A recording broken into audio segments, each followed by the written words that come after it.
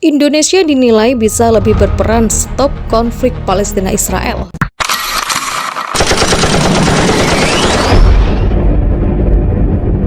Ahlan wa sahlan, selamat datang di Jakarta, selamat datang di Indonesia. Indonesia dan Palestina adalah sahabat dekat. Palestina adalah salah satu negara pertama yang mengakui kemerdekaan Indonesia. Indonesia juga secara konsisten terus mendukung perjuangan bangsa Palestina, dan Indonesia siap memfasilitasi rekonsiliasi faksi-faksi yang ada di Palestina. Saya juga menyampaikan dukungan Indonesia agar Palestina menjadi anggota penuh di PBB.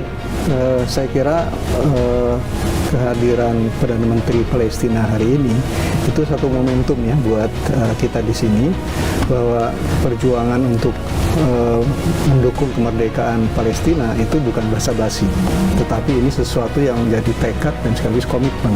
Jadi political komitmen yang sedemikian kuat itu semestinya juga harus didukung oleh seluruh kekuatan politik yang ada di tanah air.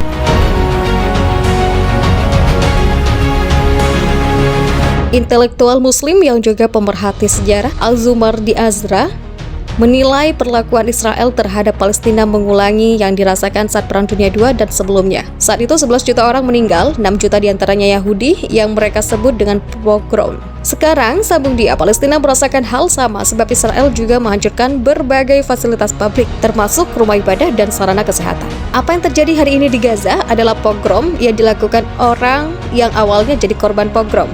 Katanya dalam webinar Konflik Timur Tengah, Israel dan Holocaust Palestina yang digelar Moya Institute pada Kamis, Al-Zumardi menegaskan serangan Israel ke Palestina tidak bisa dibiarkan. Narasi serangan tak dapat dibenarkan pun harus terus disuarakan. Kita ikut bersalah kalau kita membiarkan itu. Kalau kita bilang itu hanya urusan orang Arab, kita salah.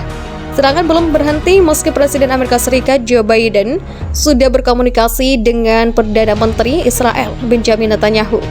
Karenanya Indonesia didorong terus mendorong negeri Paman Sam agar menekan Israel hingga menyetop serangan ke Palestina, apalagi pernyataan bersama Malaysia dan Brunei Darussalam dinilai tidak cukup. Saya meminta Presiden Jokowi menelpon Joe Biden. Indonesia ini diperhitungkan Amerika Serikat, jadi segera telepon Joe Biden, serunya.